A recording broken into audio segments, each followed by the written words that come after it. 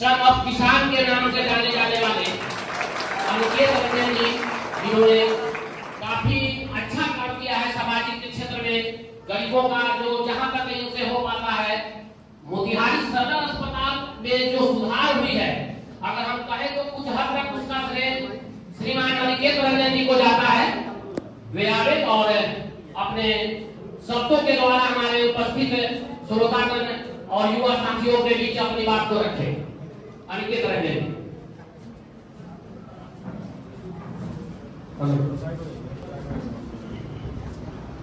बहुत बहुत धन्यवाद। इस कार्यक्रम में का खबर जब हमको मिला था तो काफी मैं एक्साइटेड था यहाँ पर आने के लिए भी।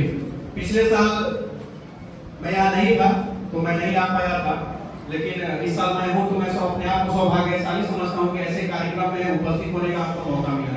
सबसे पहले हमारे मेहमान साथी उपस्थित हैं, बड़े भाई उपस्थित हैं, सर उपस्थित हैं, सबको मैं प्रणाम करता हूँ। सबको मैं इतना आश्वस्त जरूर कराना चाहता हूँ कि मैं जो भी यहाँ बोलूंगा निश्चित रूप से यहाँ पे बच्चे बैठे हुए नौजवानों को, युवाओं को और भाइयों को फायदा जरूर पहुंचेगा। कुछ ना कुछ तो ऐसा, क्योंकि हम जब बोलते हैं तो थोड़ा थोड़ा क्रांति भी पैदा हो ही जाती है। वो क्षेत्र में हो चाहे किसी भी बिहार के जिले में हो जाते हैं तो ये तो होता ही रहता है। एक चीज और मैं आप लोगों को बता देना चाहता हूँ। सर यहाँ पर खड़े थे तो सर ने एक बात बोला था, आप लोगों ने ध्यान दिया होगा कि जो कार्यक्रम का मेन जो मोटिव है कैसे हम इसको बच्चों तक पहुंचाएं। ठीक है, जज्बे को सलाम, किसके जज्बे को सलाम, किसके जज्बे को सलाम करें हम यहाँ पे। अनिकेत को यहाँ पे बुला के सम्मानित कर दिया गया, चादर ओढ़ा दिया गया, मोमेंटो दे दिया गया, सर को सम्मानित किया गया। सर को सम्मानित किया गया क्यों? क्योंकि वो एसडीएम है यहाँ पे, और एक एसडीएम बनने के लिए एक एसडीएम बनने वाला आदमी ऊपर से तो नहीं टपकता है सर। हम ही आप सबके बीच में से किसी किसान का बेटा, मजदूर का बेटा, रिक्शा चलाने वाले का बेटा, ठेला चलाने वाले का बेटा भी अच्छे अच्छे पद पर जाता है। क्यों जाता है? क्योंकि उसको अपना रास्ता पता होता है। लेकिन जो बच्चे रील्स की दुनिया के चक्कर में रियल वाली दुनिया को भूल जाएंगे वो अपने मकसद में कभी कामयाब नहीं हो सकते, कभी कामयाब नहीं हो सकते। तो ये रील्स वाली जो दुनिया होती है 99.9% धोखा होता है। हम लोग भी रील्स पे कुछ ना कुछ डालते रहते हैं, लेकिन हम लोग रील्स में क्या डालते हैं? कुछ मोटिवेट करके डालते हैं, कोई समाज की समस्याओं को डालते हैं, बहुत सारे चीज आप लोग को भटकाने के लिए लोग करते हैं, उस पर ध्यान नहीं देना है। और सबसे बड़ा चीज, समय को जो नहीं पहचाना है, time is money. Everybody knows about this matter that time is money. अब if you not care your time, if you not care your precious time, then you never get success in your life, you never get anything in your life. It is my challenge on this stage, it is my challenge. जो समय के महत्व को नहीं समझेगा, मान लेते हैं कि हम लोगों को टाइम मिला है 11 बजे और हम लोग आएंगे 1 बजे, तो यहाँ पे कुछ मिलता 2 बजे या उद्घाटन के बाद के जो अतिथि आएंगे चाहे जो लोग आएंगे उद्घाटन तो नहीं मिलेगा। अब सर का अब जो आएंगे कोई यहाँ पे हॉल में बैठेगा, सर ने जो सलाह देकर यहाँ से सर गए हैं जो बात बताए वो उसको मिलेगा? नहीं मिलेगा, वो तो खत्म, समय गया। तो समय बहुत इंपॉर्टेंट है, समय को मत बर्बाद करिए। If you ruin your time, then time will ruin your future. समय को बर्बाद करने वालों का समय जो है उनके भविष्य को बर्बाद कर देता है।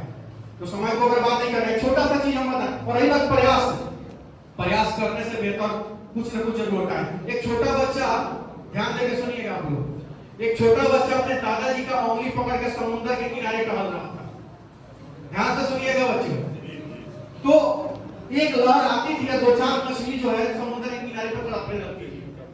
तो बच्चा अपने दादाजी का उंगली छोड़ा कर मछली को उठाकर समुद्र में फेंक देता था। फिर दूसरी मछली को उठाता था, समुद्र में फेंक देता था। तीसरी मछली को उठाता था, समुद्र में फेंक देता था।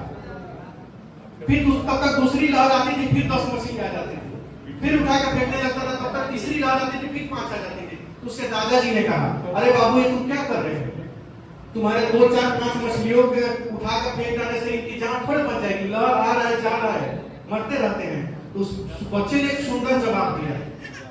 उस बच्चे ने क्या कहा कि दादाजी मुझे भी पता है कि मैं सारी मछलियों का जान नहीं बचा सकता हूँ, लेकिन मेरी औकात है 2 मछलियों की जान बचाने की। मैं 2 मछलियों की जान बचा रहा हूँ, मैं प्रयास कर रहा हूँ। आपकी तरह मैं लेक्चर नहीं दे रहा हूँ, मैं प्रयास कर रहा हूँ। तो बाबू जीवन में सफल होना है, मैट्रिक में अगर अच्छा नंबर लाना है, इंटर में अगर अच्छा नंबर लाना है, दुनिया में भटकने से नहीं होगा। अब रियल वाली दुनिया में मेहनत करना होगा, तब जाकर के आप पर रील बनाएंगे लोग। ये मत करो कि आप किसी के रील की कॉपी करो, आप कुछ ऐसा करो अपने लाइफ में कि आपके बातों को कॉपी करके लोग रील बनाए। उस दिन समझो कि तुम सफल हो रहे हो, उस दिन समझो कि तुम सक्सेस हो रहे हो, नहीं तो ऐसा जीवन भर बात करने से कुछ नहीं होगा। और सबसे बड़ा चीज समय के ख्याल करिए, ज्यादा कुछ नहीं कहना चाहते हैं। और रही बात, हर जगह कहीं ना कहीं से गलत होते रहता है, गलत का सामना करिए, गलत का विरोध करिए। आप अकेले हैं तो क्या हो गया, कोई फर्क नहीं पड़ता है, गलत का विरोध करिए। एक दिन अकेले गलत का अगर विरोध करिएगा ना, एक छोटा चीज आपको बताते हैं। हम किसान परिवार से हैं। जब हम मोतिहारी में आए थे पढ़ने के लिए, मेरे पास एक साइकिल नहीं था, मैं पैदल कोचिंग जाता था और पढ़ के आता था पैदल।